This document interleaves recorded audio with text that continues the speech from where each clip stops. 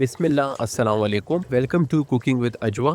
तो आज हम बनाएंगे देगी स्टाइल में आलू गोश्त। तो सबसे पहले चैनल को सब्सक्राइब करें ताकि और भी ऐसे ही मज़े के वीडियोस आपको मिल सकें। तो आए शुरू करते हैं। तो सबसे पहले आप 1 कप ऑयल कुकर में शामिल कर दें और साथ ही आप 2 प्याज शामिल कर दें। और प्याज आपने ज़्यादा गोल्डन ब्राउन नहीं करने, आपने बस हल्का सा उनको फ्राई होने देना है। फ्राई होने के बाद आपने 2 टमाटर डालने, साथ आपने 1 हरी मिर्च और आपने 5 लहसुन डालने और साथ ही आपने अदरक भी डालना है।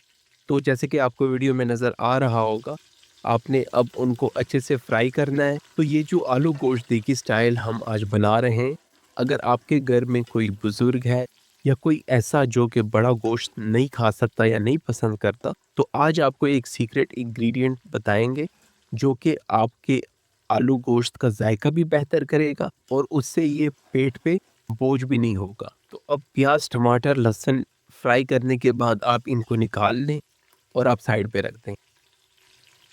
अब आपने कुछ मसाले डालने हैं, तो अब दालचीनी डाल दें, 4 आप लौंग डाल दें, 1 चम्मच आप ज़ीरा डाल दें और साथ ही आप 3 इलायची डाल दें। तो मसाले शामिल करने के बाद अब आपने बड़ा गोश्त डालना है और जो सीक्रेट इंग्रेडिएंट आपको बता रहे थे वो था चर्बी। तो चर्बी के बड़े फ़ायदे हैं, कुछ लोगों को ये नहीं पसंद होता लेकिन ये काफ़ी फ़ायदेमंद है और आपकी जो आलू गोश्त है उनका जायका काफ़ी बेहतर होता है।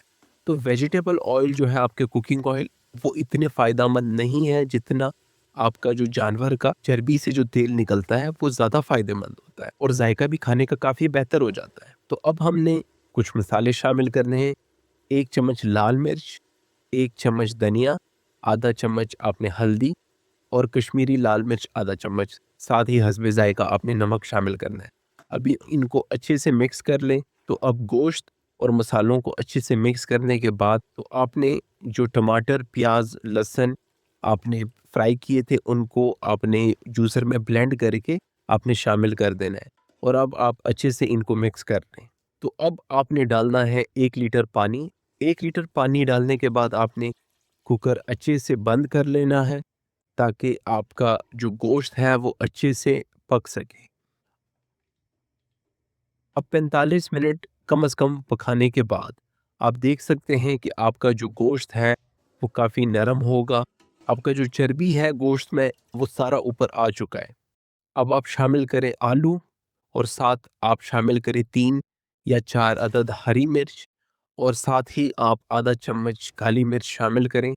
और काली मिर्च शामिल करने के बाद आप फिर से कुकर बंद कर दें और कुकर बंद करने के बाद आप कम से कम भी 15 से 20 मिनट बंद करके आप इनको पकाएं। और ये अब आप देख सकते हैं कि कितने मज़े का आपका आलू गोश्त बन चुका है। ये आपके बिल्कुल पाए जैसे मज़े का बना होगा। तो आप एक दफ़ा लाज़मी ट्राई करें और कुछ लोगों को चर्बी नहीं पसंद लेकिन आप एक दफ़ा लाज़मी ट्राई करें। कुछ चीज़ें हमें पहले दफ़ा ठीक नहीं लगता लेकिन कई दफ़ा उनको ट्राई करने के बाद आपको पता चल जाता है कि उनका जायका काफ़ी मज़े का होता है। तो ये आप देख सकते हैं माशाल्लाह कितने मज़े का बना है और ये काफ़ी ज़्यादा सेहत के लिए भी फ़ायदेमंद होगा।